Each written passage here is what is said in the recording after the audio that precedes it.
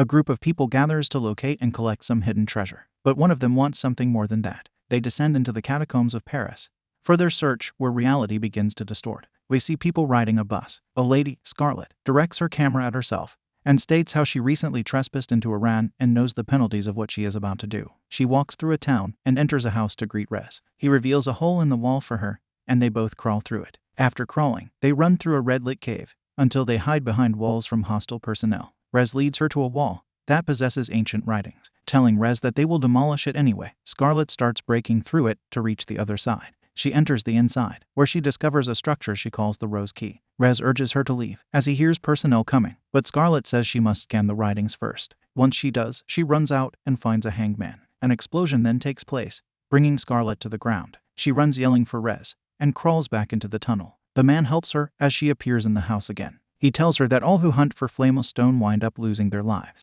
After that, Scarlett gets interviewed and introduces herself as a professor at a university with a few degrees. She states her father taught her everything she knows about the Philosopher's Stone. She describes it as a tool that can turn metals into gold and grant eternal life. It is also revealed her father ended his life. Later, Scarlett shows Flameless Tombstone. She says the rose key she found could help her decipher the symbols on it. Then she breaks into a locked door in a church. She makes her way through there and calls out to someone named George. When he sees her, he instantly says he wants nothing to do with whatever she came for. He adds she once got him into a Turkish prison. Scarlett tells him she found the rose key, which amazes him. She wants his help translating it. They soon leave that area, because George fixed the clock and it starts to sound off. Outside, he says he will only help her with translation. Following that, they stand before Flameless Tombstone, while George attempts to translate it. They remove it to examine its backside, but find nothing there. This leads Scarlett to apply a chemical to it. She burns it with a match, and it reveals symbols. Outside the museum, George translates it. They talk about what it means. Scarlett looks through her father's notebook, and they conclude they have to go hundreds of feet beneath the earth to find the stone. This prompts them to search a map to see which catacomb they will need to travel through. As they search, they reason there is a hidden chamber somewhere there. Subsequently, Scarlett and her cameraman, Benji, partake in a tour of the catacombs. Scarlett talks about going to the off-limits area. A young man there hears her sing, and advises her to find a man named Papillon at a certain club. They soon enter that club with George. Scarlett asks a lady there about Papillon's whereabouts, and she directs her to him. When they approach him, Scarlett asks if he could help them find their way into the catacombs to that hidden area, but he states that it doesn't exist. To that, Scarlett says it was designed to be invisible because it houses treasure. This prompts Papillon to ask for half of it if he comes, and it's there. Scarlett instantly agrees. After that, they are all at Papillon's van. There he introduces his two friends, Zed and Soxy. The crew spends some time conversing what they will enter into. At that point, George says he will go no further. A policeman unexpectedly appears and tackles one of them. This situation forces George down the hole. When they collect themselves, he expresses his dissatisfaction with being there. Then they start making their way through the cave. Water is there beneath them, which quickly gets to an uncomfortably high level. Papillon shows them a hot candle and says people are there. Soon enough, the gang encounters those people singing and dressed up. Papillon shows them a passage where bones lie, stating they have to go through there. But this disgusts Benji and he doesn't want to do it. Scarlett tells them of another route, which Papillon objects to use. He says that people who go there don't come out. He adds he had a friend who was an expert in these caves, but he stayed away from that specific area. Eventually, however, he decided to see what was there and never returned. After that information, George tries to talk some sense into Scarlett, telling her these companions know more about these caves than they do. So they start crawling through the bones. Benji becomes stuck and panics. He also soon suspects that something bit him. Scarlett speaks to him, trying to help him, and he manages to start moving through. He says he thinks it will collapse before getting himself out. After that panic-filled event, Zed confirms that the tunnel indeed collapsed. To make things worse, the group discovers they went in a circle because the forbidden tunnel is there. Benji and Scarlett get angry with Papillon. He tries to explain himself, but then admits he doesn't understand what happened. This leads them to move the rocks away from the forbidden tunnel and venture inside it. In there, they run into Papillon's graffiti. Scarlett confronts him about it, but he acts confused and states he did not do that.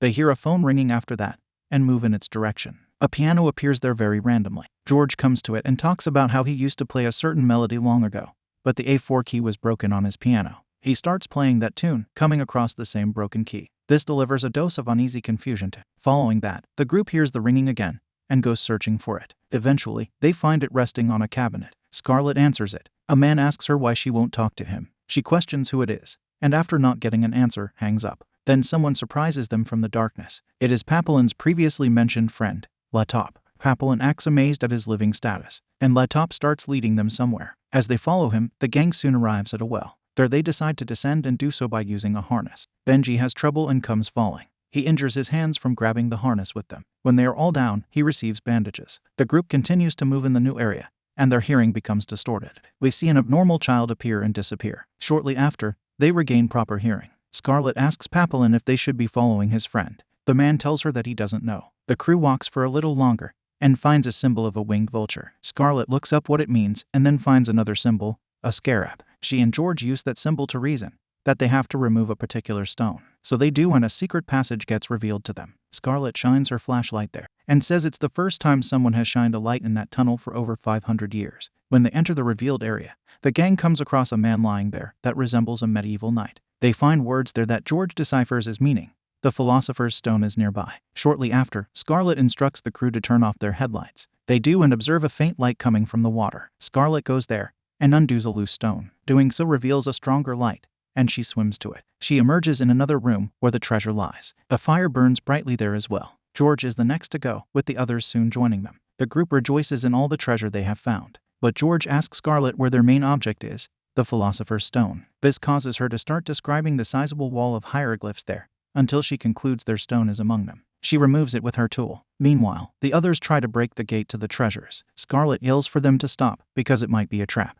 and her words prove to be correct. When the roof collapses, they cannot find Sauxi and call out to her while looking through the rocks. Soon enough, she gets located with injuries on her. Afterward, they can't find Latop. Scarlet tends to Sauxi's wound and it disappears completely. She realizes that it's the power of the stone. As they look for a way out, the group finds more symbols on top that Scarlet calls the door to the mystical. She finds another piece of artwork she calls as above, so below. She describes it as a phrase that is the key to all magic. After that, she reasons to look for an opening in the water beneath her. So Scarlet breaks through, causing the water to drain. She climbs down first, and the rest follow her. Down there, George interprets more writings on the wall. It states to abandon all hope for whoever enters there. Scarlet remarks that those words are the inscription to the gates of hell. But the gang crawls through anyway. When they arrive in the next room, they realize they re-entered the place from which they came. Though Scarlet notices the room is positioned differently, they all go underwater again and re-enter the room with the lying man. The crew also notices another man sitting there at a longer distance. It is Latop, and he scares them when Sauxi approaches him. He grabs her and reacts violently to the girl. Then he disappears. Papillon comes to Sauxi